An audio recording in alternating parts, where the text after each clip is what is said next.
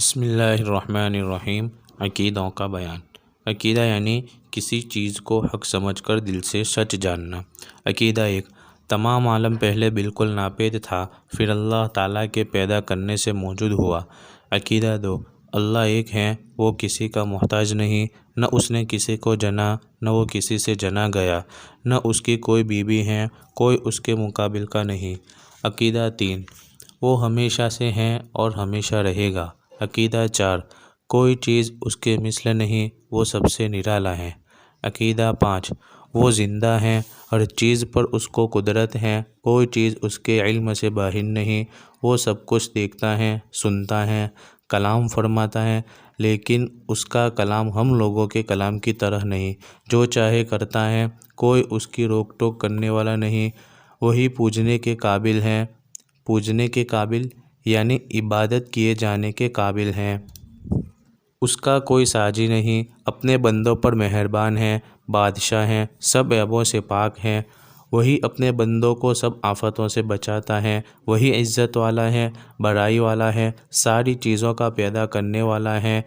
اس کا کوئی پیدا کرنے والا نہیں، گناہوں کا بخشنے والا ہے، زبردست ہے، بہت دینے والا ہے، روزی پہنچانے والا ہے، جس کی روزی چاہے تنگ کر دے اور جس کی چاہے زیادہ کر دے، جس کو چاہے پست کر دے، جس کو چاہے بلند کر دے، جس کو چاہے عزت دے، جس کو چاہے ذلت دے، انصاف والا ہے، بڑے تحمل اور برداشت والا ہے، خدمت اور عبادت کی قدر کرنے والا ہے۔ عبادت کی قدر کرنے والا یعنی اس کا ثواب دینے والا ہے، دعا کا قبول کرنے والا ہے، سماعی والا ہے، وہ سب پر حاکم ہے، اس پر کوئی حاکم نہیں، اس کا کوئی کام حکمت سے خالی نہیں، وہ سب کا کام بنانے والا ہے، اسی نے سب کو پیدا کیا ہے، وہی قیامت میں پھر پیدا کرے گا، وہی جلاتا ہے، وہی مارتا ہے، اس کو نشانیوں اور صفتوں سے سب جانتے ہیں، اس کی ذات کی باریکی کو کوئی نہیں جان سکتا، گنہگاروں کی توبہ قبول کرتا ہے۔ توبہ قبول کرتا ہے یعنی توبہ سے یہ مراد ہے کہ گناہ ہو جانے پر اللہ میاں کے آگے شرمندہ ہو اور آئندہ کو پکا ارادہ کر لے کہ اب گناہ نہ کروں گا۔ جو سزا کے قابل ہیں ان کو سزا دیتا ہے، وہی ہدایت کرتا ہے، جہاں میں جو کچھ ہوتا ہے اسی کے حکم سے ہوتا ہے، بغیر اس کے حکم کے ذرہ نہیں ہل سکتا، نہ وہ سوتا ہے نہ اونگتا ہے، وہ تمام عالم کے حفاظت سے تھکتا نہیں، وہی سب چیزوں کو تھامے ہوئے ہے، اسی طرح تمام اچھی اور کمال کی صفتیں اس کو حاصل ہیں اور بری اور نقصان کی کوئی صفت اس میں نہیں، نہ اس میں کوئی عیب ہے۔ عقیدہ چھ،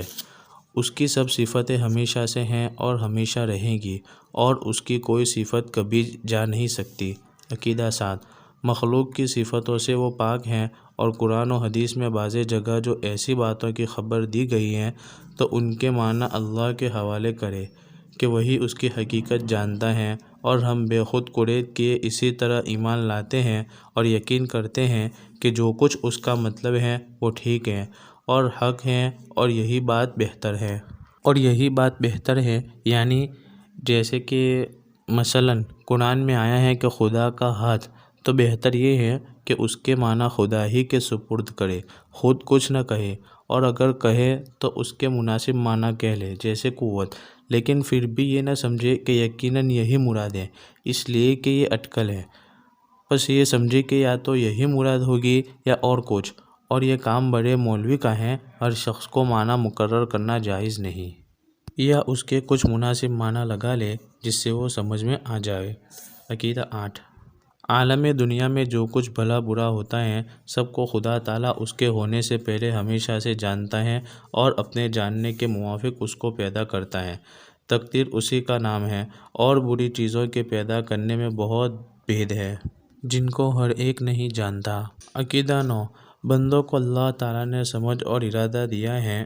جس سے وہ گناہ اور ثواب کے کام اپنے اختیار سے کرتے ہیں، مگر بندوں کو کسی کام کے پیدا کرنے کی قدرت نہیں ہے، گناہ کے کام سے اللہ میاں ناراض اور ثواب کے کام سے خوش ہوتے ہیں۔